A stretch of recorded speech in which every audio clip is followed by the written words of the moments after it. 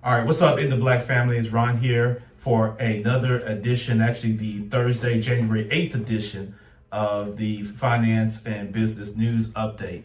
Man, great to hear from you all. It's been a little while, so we're going to jump right back into it. So number one, the services side of the economy perked up. So overall, the big picture, the U.S. Services PMI, which is the Purchasing Managers Index, right? It looks over expansion and growth in the services industry.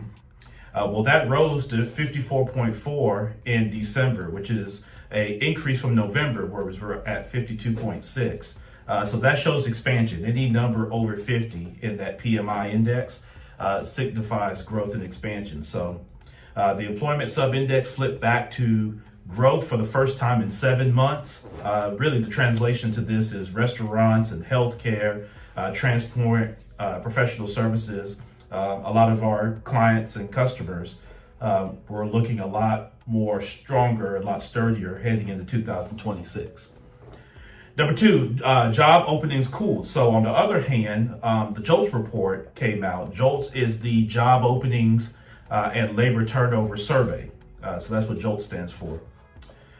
That report showed job openings down roughly about 7.15 million in November, the lowest since fall of 2024, and hires cooled as well. So that's demand easing without a spike in layoffs, right? So you have lower demand, but you're not having the layoffs that typically would go with that. So this is what I call a no hire, no fire type vibe, right? So companies aren't hiring, they're not firing people, they're sort of remaining stagnant because there's so much uncertainty. They're waiting to see what's going to come next. So what to look for? So tomorrow, Friday, January the 9th, the December payrolls report will come out, as well as the December CPI, or Consumer Price Index. That's going to come out on Tuesday, January the 13th.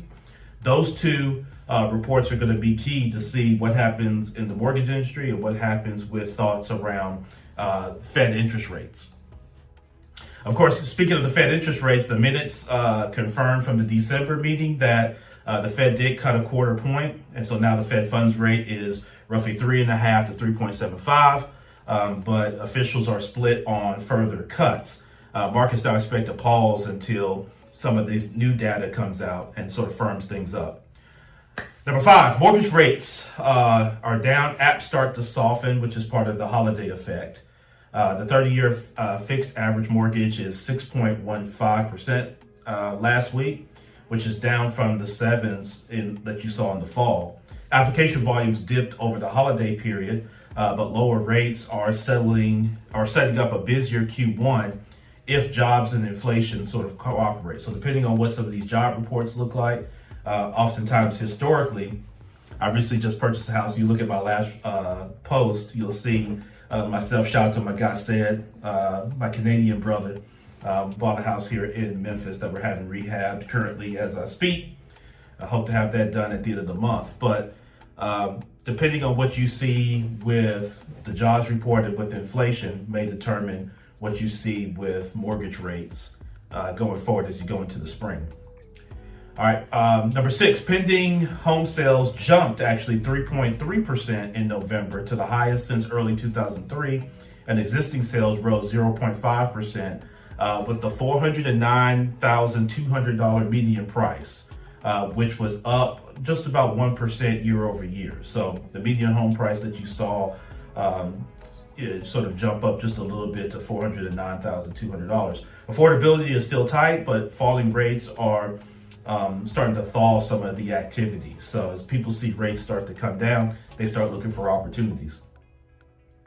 Some of your everyday costs, number seven. So national gas average is $2.82 per gallon, which is a nice relief from last summer, right? Brent crude hovered around $60 to $61 per barrel this week. Energy has been a tailwind for household budgets. So we're going to wait and see what people's energy costs look like coming out of some brutal start to the winter, particularly up north and in the Northeast. Number eight, rents, another soft sort of spot. So the U.S. median asking rent fell to $1,356 in December. That's down 0.8% month over month and it's down 2 to 3% below the 2022 peak. So that's good news for apartment and sort of relocating workers and things like that.